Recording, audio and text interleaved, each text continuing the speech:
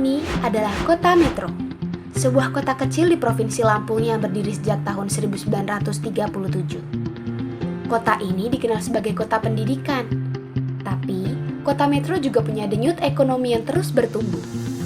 Dari pasar tradisional, toko kelontong, sampai swalayan modern. Semua aktivitas jual beli tersebut terus bergerak setiap harinya. Dan dari sini, kita mulai cerita tentang harga, belanjaan, dan apa yang terjadi di balik semua itu. Di kota seperti Metro, banyak orang hidup dari usaha kecil dan belanja harian di pasar. Ketika harga-harga sembako naik, dampaknya pun langsung terasa. Bukan cuma soal belanja yang semakin mahal, tapi juga daya beli yang semakin sempit. Itulah kenapa kita perlu tahu, kenapa harga-harga itu bisa berubah. Saat itu, kamu mungkin tidak sadar sedang berhadapan dengan sesuatu yang disebut dengan inflasi. Jadi, apa itu inflasi? Inflasi adalah kenaikan harga barang dan jasa secara umum dan terus-menerus dalam jangka waktu tertentu. Artinya, banyak harga naik sekaligus, bukan cuma 1-2 barang saja. Misalnya, tahun lalu kamu bisa membeli beras, telur, dan minyak goreng dengan uang Rp50.000. Tapi sekarang, uang yang sama hanya cukup untuk 2 dari 3 barang tersebut. Bukan karena uangnya berkurang, tapi karena nilai uangnya yang menjadi lebih kecil. Itulah inflasi. Harganya naik, namun daya belinya turun. Di tahun 2022, inflasi di kota Metro mencapai angka 5,37%. Itu cukup tinggi dibanding tahun-tahun sebelumnya. Tapi setelah itu, angka inflasi pun mulai turun. Di tahun 2023, angkanya 3,05%, dan di tahun 2024 hanya 1,51%. Tapi, apakah harga-harga di pasar ikut turun juga?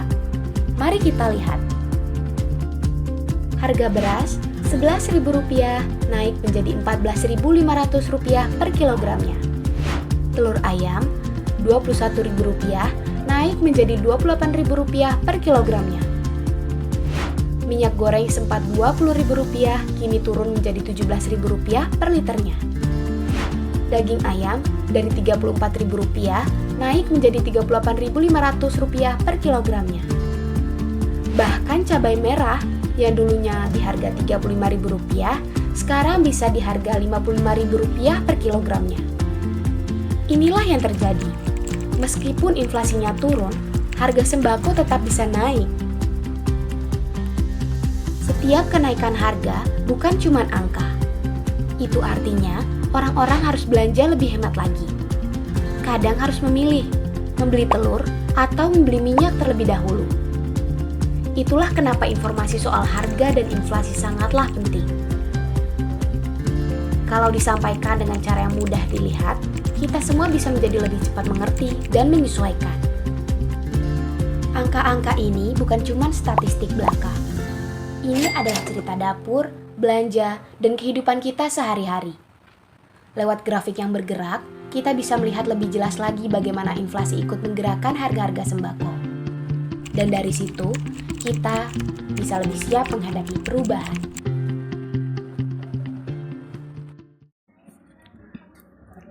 Bagaimana? Setelah menonton penjelasan tadi, apakah sekarang sudah lebih paham mengenai inflasi dan harga sembako? Yuk isi pertanyaan di bawah ini untuk melihat sejauh mana pemahaman kamu sekarang.